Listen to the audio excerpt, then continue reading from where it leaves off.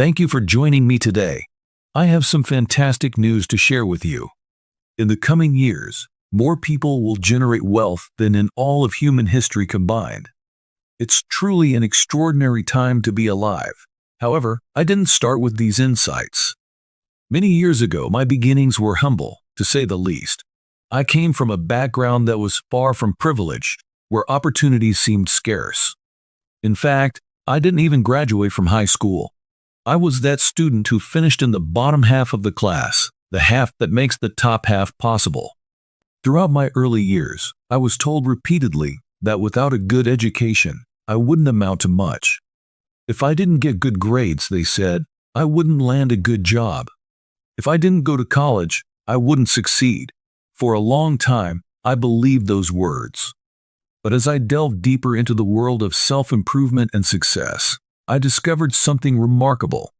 I found out that there are countless examples of people who didn't finish high school yet went on to become millionaires and even billionaires. This revelation changed everything for me.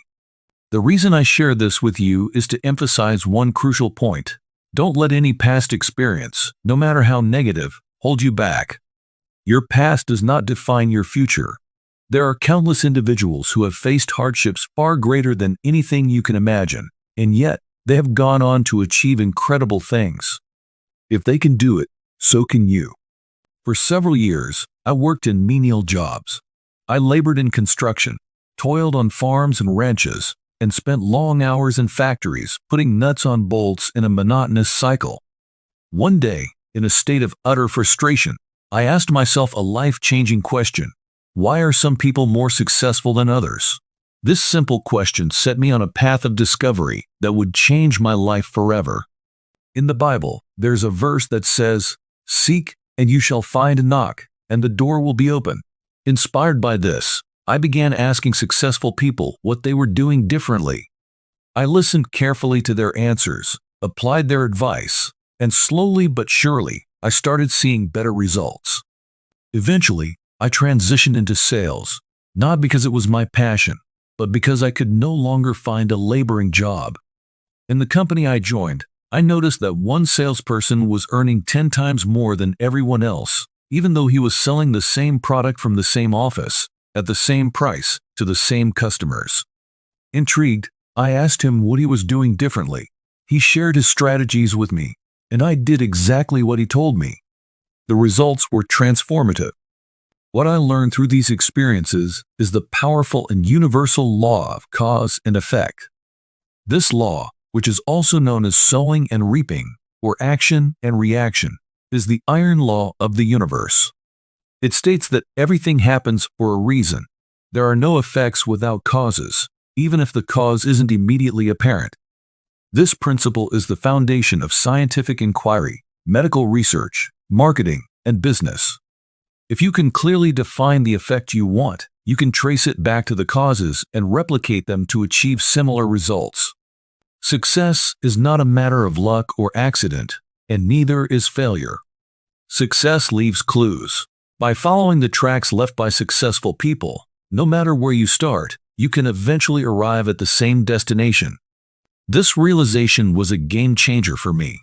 Later, as I studied psychology, I learned that two of the most important factors for happiness and health are a sense of control over our lives and a sense of coherence, a feeling that things make sense and fit together.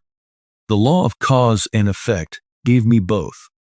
Armed with this understanding, I applied it rigorously in my career.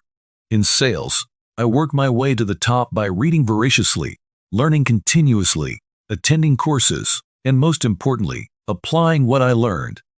When I moved into sales management, real estate, importation, development, manufacturing, and distribution, I approached each new field with the same strategy. I studied the success patterns, asked how it all worked, and then immersed myself in learning and practice. One fascinating thing about nature is its neutrality. Nature doesn't care about who you are, your height, gender, race, education, or background. All that matters is that you follow the laws of success. Just like following a recipe, if you do what successful people do, you will achieve success. It's that simple, yet profound. Interestingly, Many people who are less talented or less intelligent than you are achieving great success, not because they are better, but because they are diligently applying proven success principles. Nothing is more frustrating than watching someone with fewer natural gifts outshine you simply because they're doing the right things consistently. Remember, nothing works perfectly the first time. The average person gives up on a goal before they even make a real attempt. They dream about becoming financially independent, but quickly abandon the dream because of self-doubt or perceived obstacles. Instead, they retreat to the mythical someday I'll, where they plan to start saving money, get out of debt, lose weight, or start a business someday. Unfortunately, most people spend their entire lives on someday I'll. Your mission, should you choose to accept it, is to vote yourself off someday I'll and take control of your life. Years ago, a successful businessman invited me to speak to 800 entrepreneurs about how to become self-made millionaires. I eagerly accepted, though I hadn't yet accumulated $1 million myself. I'd always aspired to be a millionaire by age 30, but when 30 came, I pushed the goal to 35, then 40, and eventually, I just stopped thinking about it altogether. The idea of becoming a millionaire seemed increasingly elusive, like a distant dream. But when this opportunity to speak came, I realized I needed to educate myself about what it truly takes to become a self-made millionaire. As I began my research, I was astounded to discover that self-made millionaires have been studied extensively. We know everything about them: where they come from, what they do, how they think, and the decisions they make. These individuals are a source of endless fascination, and decades of research have revealed key insights into their lives. One of the most important lessons I learned is that the goal of becoming a millionaire isn't the ultimate prize. The true value lies in the person you must become to achieve that goal. My friend once told me, to achieve something you've never achieved before, you must become someone you've never been before. This insight is profound. The qualities you need to develop to become a self-made millionaire: character, determination, discipline, decision-making skills will transform you into a far better person. The journey to wealth isn't just about accumulating more money. After all, how many more meals can you eat? How many more clothes can you wear? The real payoff is the person you become in the process, and the life you create for yourself and those around you.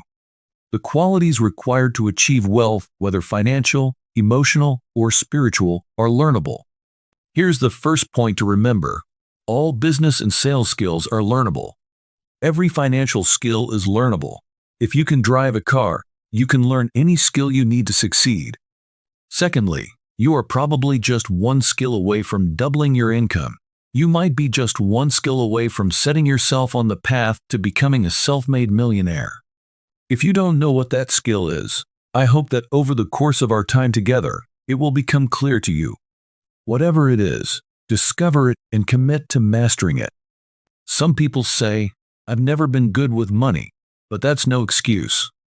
You can learn anything you need to know to achieve your goals. The secrets of self-made millionaires are within your reach, and they can be distilled into actionable steps. First, dream big dreams. Practice back from the future thinking. Second, do what you love to do. Third, commit to excellence. This was a tough lesson for me because, as a young man, I wasn't good at anything. I was never picked for any team, and if I was the first to be cut. My grades were poor, and I was fired from multiple jobs, including a job pumping gas.